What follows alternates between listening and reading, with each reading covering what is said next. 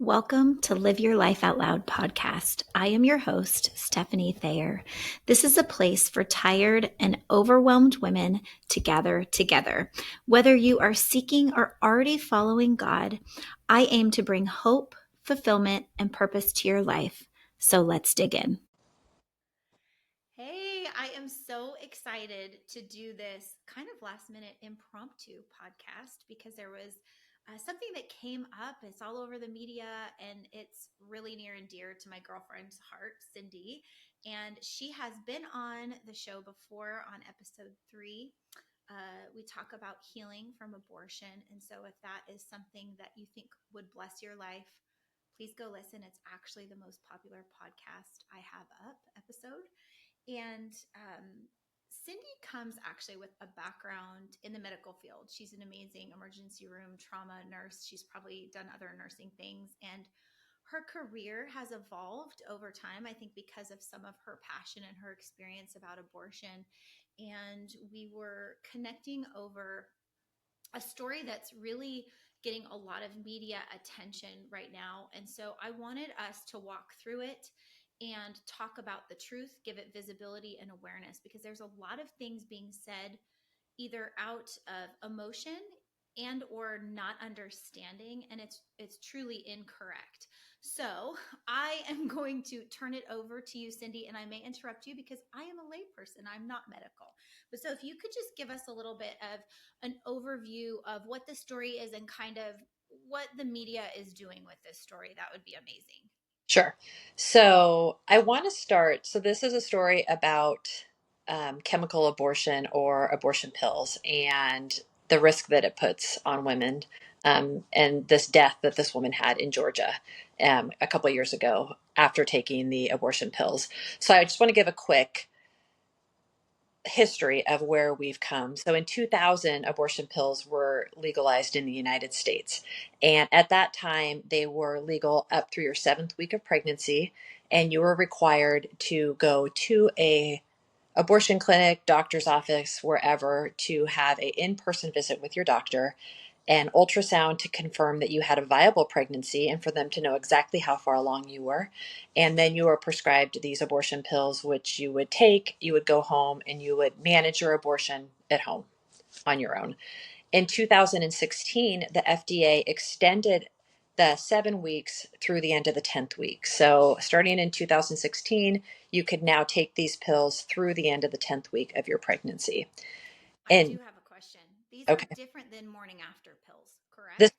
yes. So the morning after Okay. pill ovulation, and you take it the morning after, you've had sex and Okay. hopefully you haven't ovulated yet, and it will prevent ovulation so that you therefore do not become pregnant. So this is Okay. after you have had a positive pregnancy test at home. Okay. Thank you. Okay. So in 2020, COVID happened and a lot of things changed. So these medications that the FDA had approved through the 10th week of your pregnancy, they're very serious medications that can cause a lot of very serious side effects. And because of that, there was something on them called a REMS protocol. There are certain medications where there's this protocol on them to protect people because they're serious medications.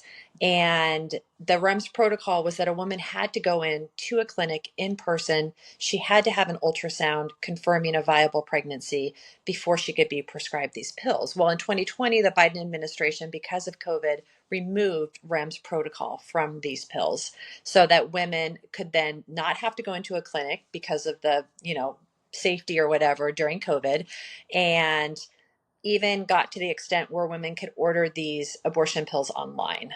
So in 2020, women could now either go into a clinic where they would perform an ultrasound, know how far along you are, and then prescribe you the pills, or you could just go online.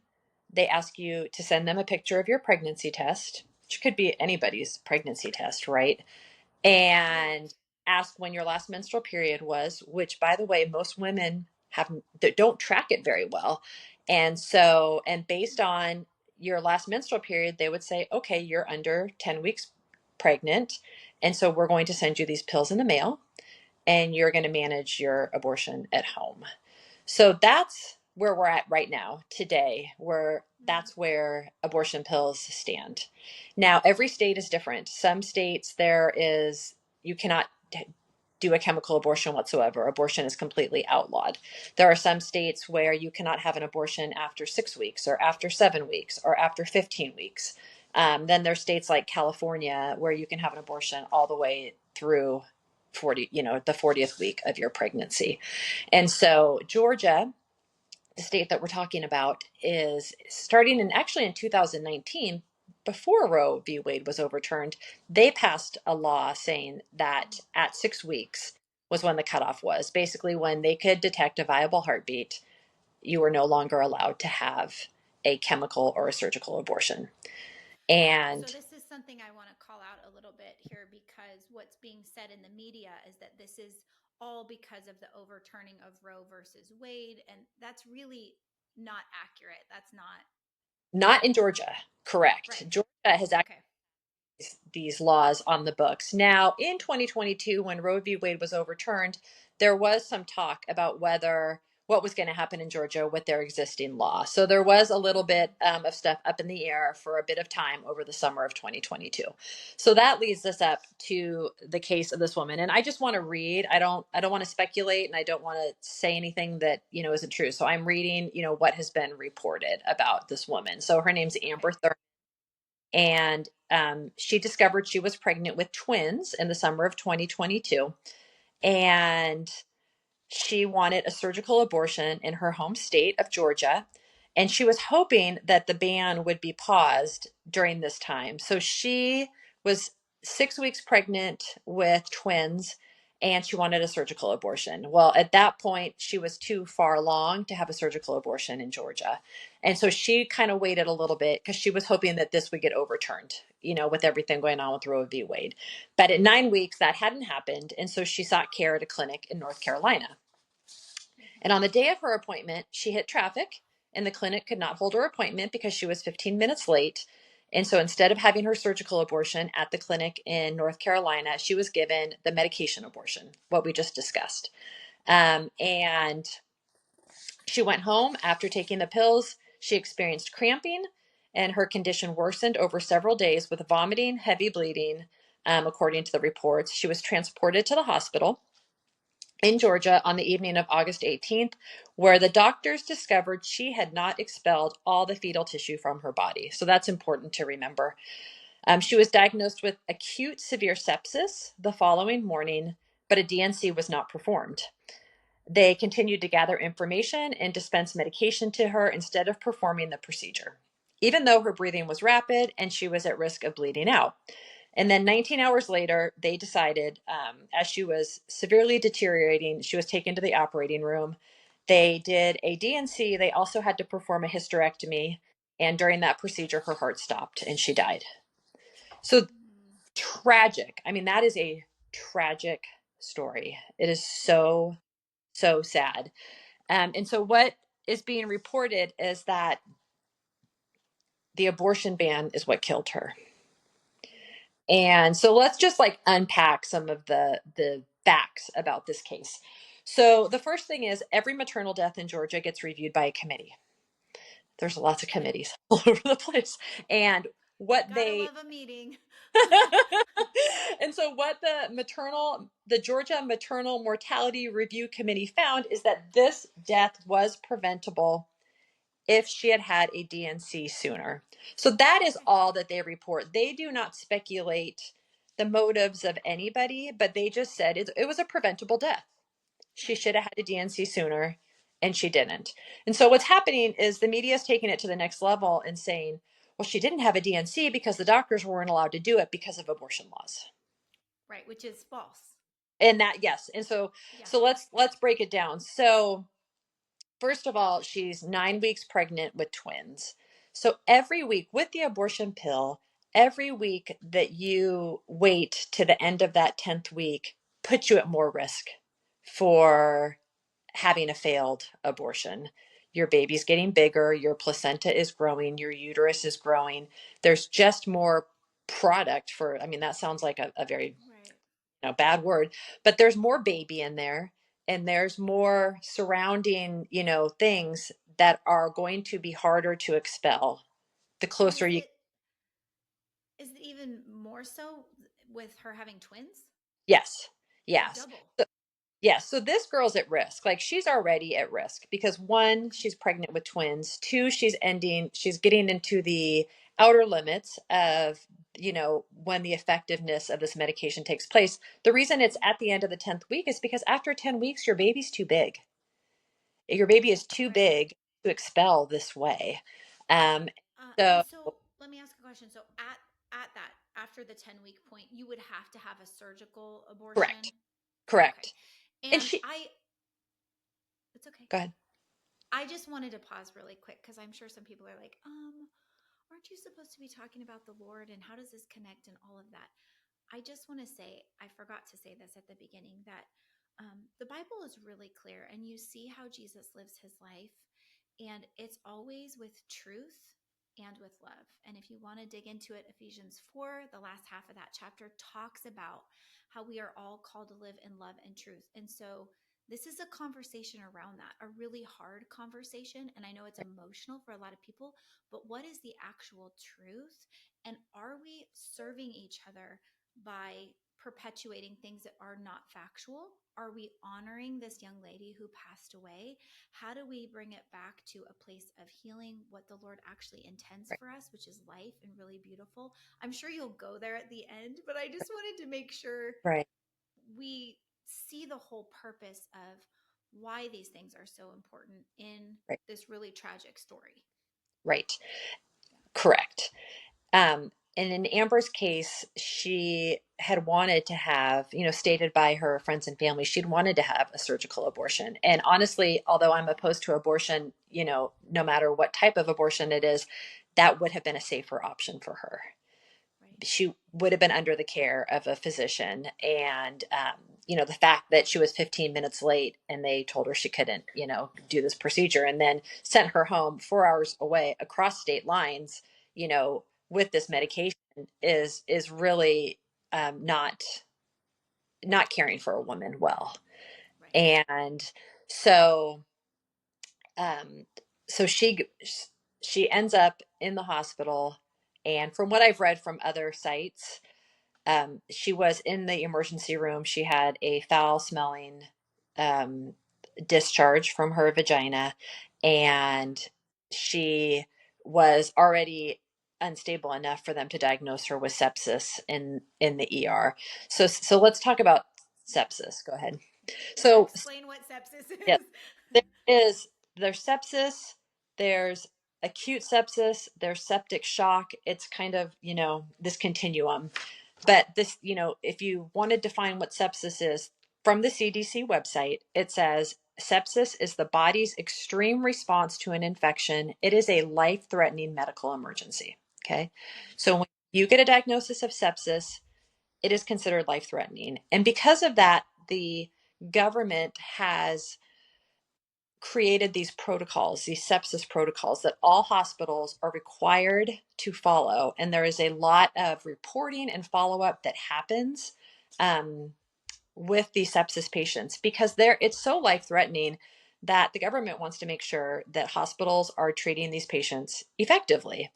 And so anybody who worked in an ER knows, that you get this a sepsis alert. You get a patient coming in, through, an ambulance or walking in, and they have these signs and symptoms of sepsis, and there's this whole cascade that's triggered that the hospital has to abide by. And so if you read that, like, the very first thing is you assess them because you're going to assess, do they have sepsis or not? And you do that by looking at their vital signs. I won't go into detail about that, but it's a low blood pressure, a high heart rate, a high respiratory rate, fever, that kind of stuff. And so from everything I read, she had all of those signs. The lab work was done. She got diagnosed with sepsis in the ER. The second thing you do, and you don't do these and then wait. It's like all of these things kind of happen, together. At the But same, you yeah. start them on intravenous fluids. So giving a patient in sepsis fluids is very important, and I won't get into why, but you start them on fluids. They did that. You also start them on antibiotics. They did that. And then what you're always thinking about is what caused this infection. It's called source control.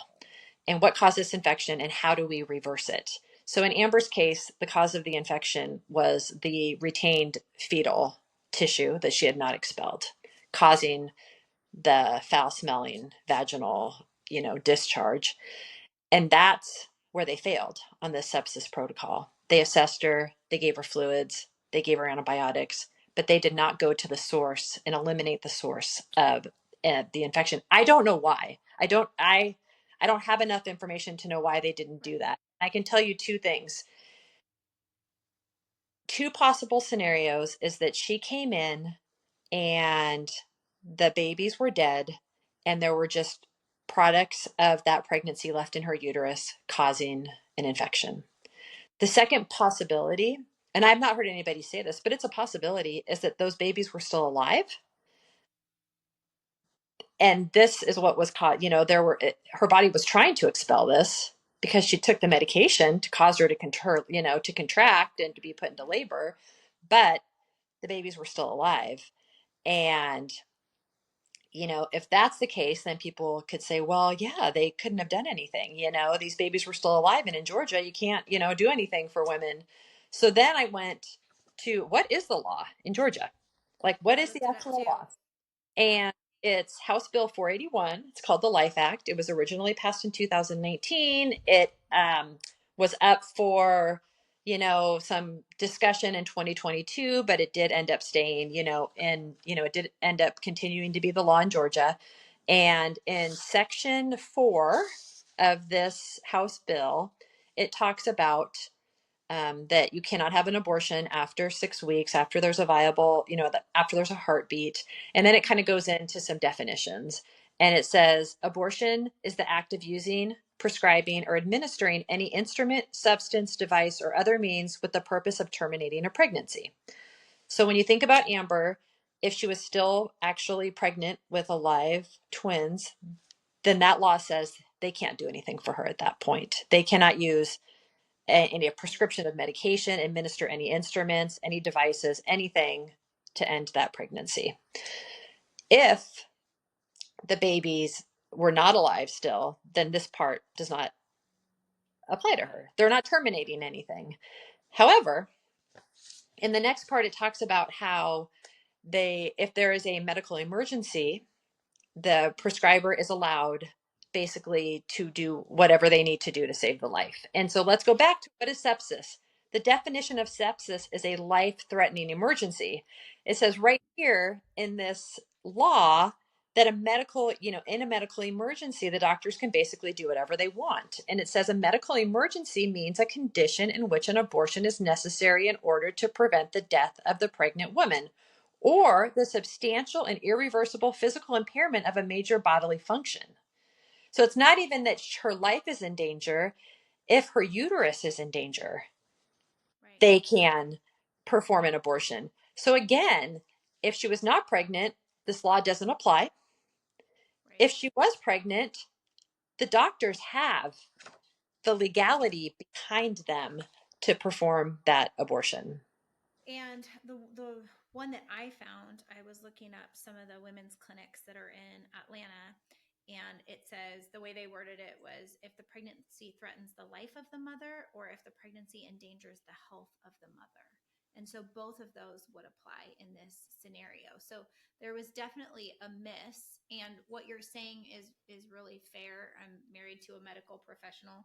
If you don't have the medical record in front of you, and even that, not everything is documented. There were probably so many different people working on her.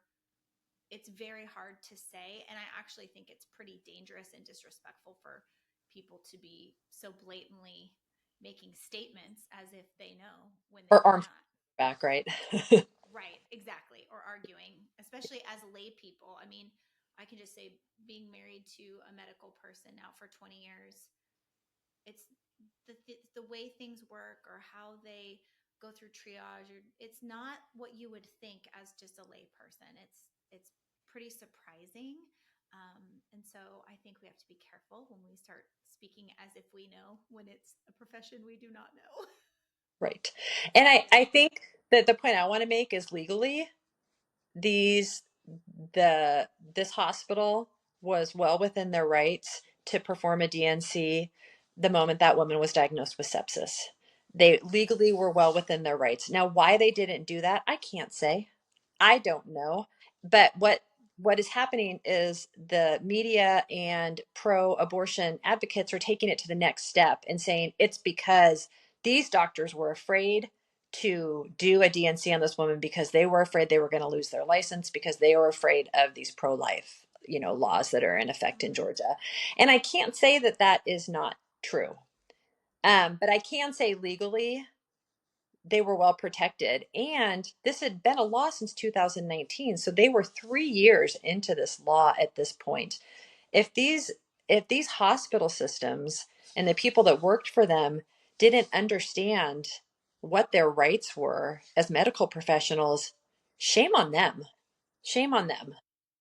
Because this was not something that had been, oh gosh, it had only been like a week and they hadn't really figured out, you Right, know. brand new protocol or unsure, that kind of Right. thing. And Yeah. and I can say that, speaking from myself, I live in California where, abortion is legal up to 40 weeks, at any time for any reason. And I, in the ER, never wanted to be a part of performing, assisting and performing an abortion on a woman that medically needed it. And I don't mean that because I'm callous. It just goes against what I believe in. And there are plenty of people in the ER that have no problem with that and will, perform that. So I did the research when I worked there. It's like, what are my rights and what can I refuse and what can I not refuse? And I found out that in California there is a law that if you have a religious belief, specifically about abortion, that you can file like a petition with your hospital saying I refuse to do this based on my religious beliefs, and that protects you and the hospital knows like that you won't do that. And so for they say, oh, the doctors didn't know, they weren't sure what their what they could and couldn't do. I don't buy that personally because I took that upon myself to know what my legal rights were in a state where I disagreed with, what was going on. And this had been something that had been going on for 3 years. So it's medical malpractice, absolutely. And this woman should never have died because of this. Yeah. But I do not believe it's because of the pro-life abortion laws that were on the book that she died. Yeah. There is another story out today of another Georgia woman who now this same organization that has been publicizing this one woman's case is talking about another woman who got online abortion pills in Georgia, took them, never did any follow up, and died at home of sepsis. And again, they're saying it's pro life laws. And what I say is no, if you are pro abortion, let's reinstate these REM protocols. Let's make sure these women have to go in, and let's take it a step further. If you are going to give them these, then you need to keep them there and you need to medically manage them as a medical professional. Yeah, that was going to be my question to you was, um, what's your feeling on these pills being allowed to be mail order essentially, or just, drive through prescription pickup and no supervision at all for what sounds like a pretty intense, I mean, it's causing you to go into labor, right? So Right. it's a pretty intense experience. Right. Do you think that that's a mistake? I mean, I understand why they did it during COVID, but they should be under some in-house or guidance. Right. They should definitely, any woman who is wanting to use this medicine to end a pregnancy should be doing it in person under the supervision of a doctor, and not even being able to go home and having to medically manage her symptoms at home. Because I talk to women every day, and whether Planned Parenthood or these other abortion providers provide them with true the risk factors and when to come back and when to seek emergency care, the women aren't hearing that. I mean, abortion in and of itself is such a traumatic, emotional, really hard time for a woman.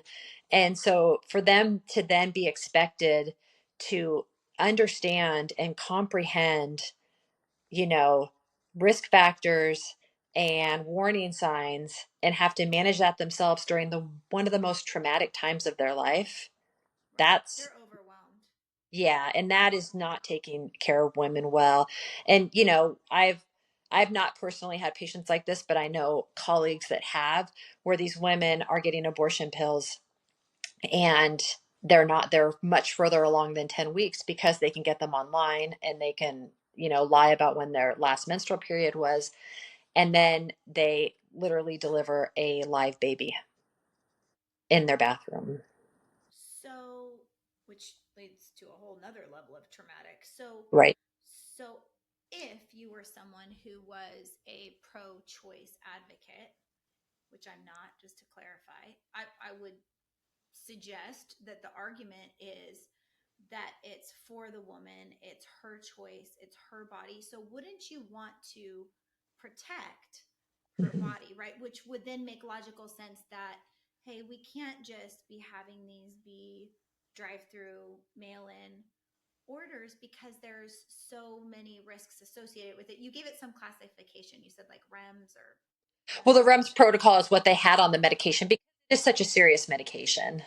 Yeah. Right. So that seems like that wouldn't be about taking away or limiting rights. It would actually be about protecting their life, which is, Right. in theory, the whole argument, Right. right? Yeah.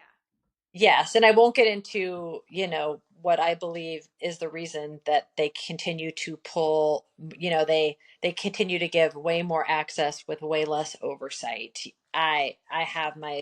my reasons why they do that, but it is not serving women well. And regardless of your political stance on abortion, we are not serving women well by offering them this product with no medical oversight.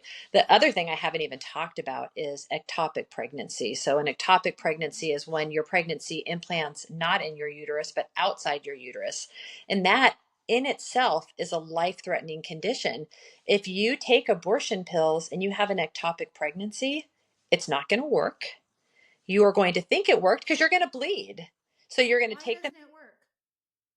It does not work because it cuts off progesterone to your growing baby inside your uterus. And if the baby's not inside the uterus, it doesn't. So basically, it doesn't do anything to the fetus. But then you follow it up with the second pill, which puts you into labor, which makes your uterus contract. So you bleed. So you So, think that you've had a successful abortion. so let me ask you, hypothetically, I Hmm. pee on a stick, I see I'm Hmm. pregnant, I put the mail-in thing. I don't know I have an ectopic pregnancy, right? No. I take the thing I think I'm done with, I'm Hmm. not. And then at some point, how do I actually figure out what's a likely scenario that I figure out I'm still pregnant and it's not a normal pregnancy? Am I going to start having pain or Right. So usually with most ectopic pregnancies, somewhere between 6 and 8 weeks, you'll start having symptoms. And usually it is severe abdominal pain on one side or the other because the baby has implanted probably in your fallopian tubes or your ovaries. And so yeah. what you have severe abdominal pain on one side. A lot of times you'll have spotting, which if you've just taken the abortion pill, you can't differentiate that. And eventually you will also have things like um, fever, dizziness, signs and symptoms of your vital signs kind of getting out of whack. And if that ectopic pregnancy ruptures because it's undiagnosed, guess what it puts you in? Sepsis.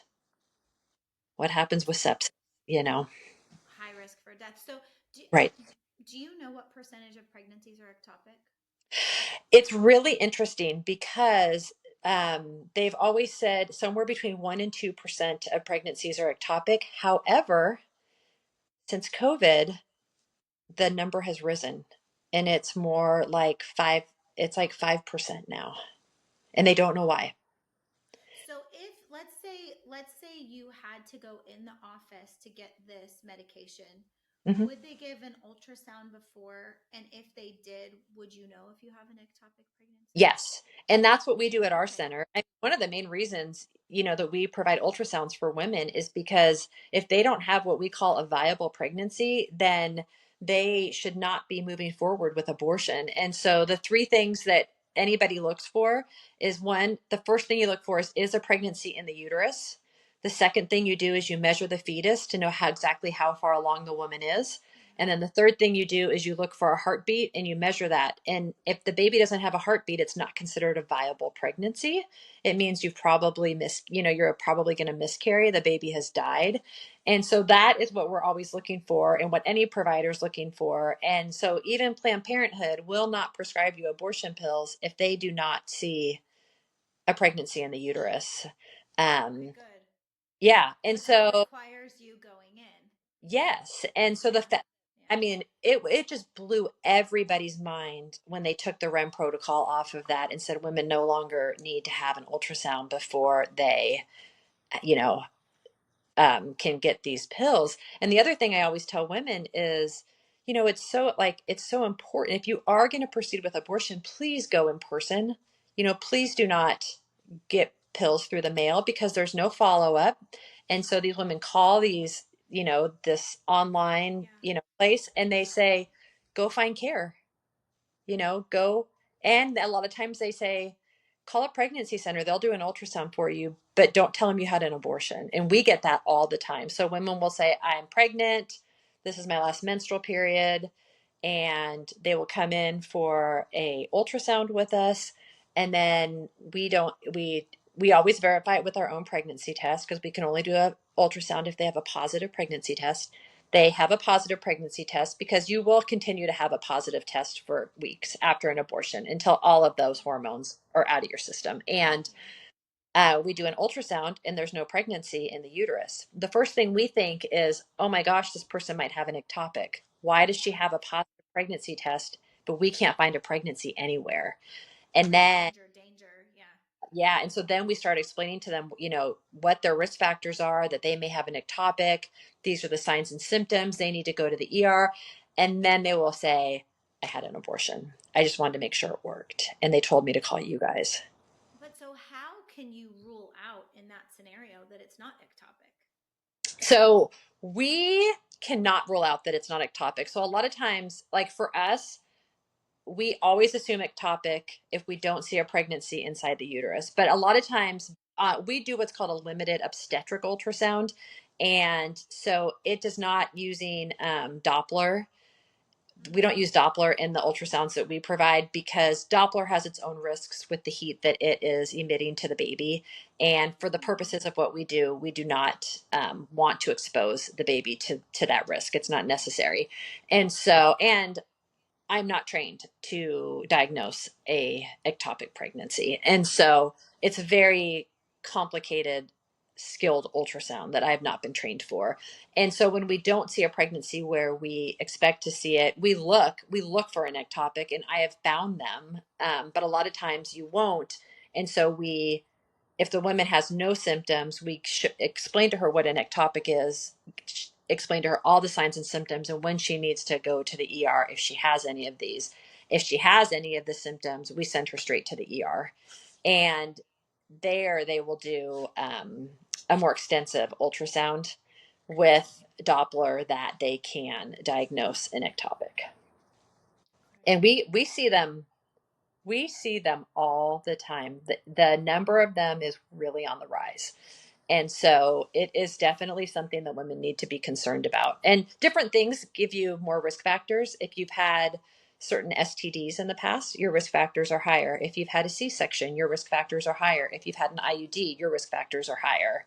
And so probably there was a huge rise in STDs during COVID. People were at home and they had nothing else to do. Having a good And time. just that risk factor alone could be the increase in ectopics. There's we are a culture that does a lot of C-sections. So there's a rise in Yeah. C-section. We're a culture that, there a lot of women have IUDs. That wasn't a thing in the past, that there's been an increased. So the number is only going to rise because the risk factors, are rising. Wow. Well, I'm glad that you're clarifying. I know you spend a lot of time educating and trying to get the word out really of what your pregnancy center and many pregnancy centers do, which is a beautiful service, and what the reality is around care and these laws and all of that. And I don't know, is there anything you want to say about how people filter or hear these stories and what they should do with that? I think that, like in Amber's case, one of our mottos at our pregnancy center is we are pro women. And I look at Amber and I think there was nothing pro woman about what she went through. Nobody was caring for her as a woman, as a mother, she was a mom to a 6-year-old boy. She was pregnant with twins. 3 people died, in this situation. And there is nothing pro woman about what happened to her. And so I think the two things I want to say is, the abortion industry really lies to women when they say that they're pro women, because even if abortion is legal forever, there are much more safe ways and much more ways to take care of that woman better that they could be doing it, that they're choosing not to. And then the second thing I want to say is, wherever you're at, whatever your history is, there is no condemnation. I do not condemn anybody that's been through that because I've been through it. And so Amber didn't deserve this. Women deserve better than this. And if you've gone through this, you deserve, hope and healing and restoration from that experience. Amen to that. And with that, if you're looking for restoration and that kind of thing, I encourage you to go listen to episode 3 because Cindy gets into it and I have some resources in the show notes on that one. Is there anything else you want to say on this topic? No, thanks for letting me talk about it. I'm just super passionate about people understanding, what is truly happening to women. Yeah.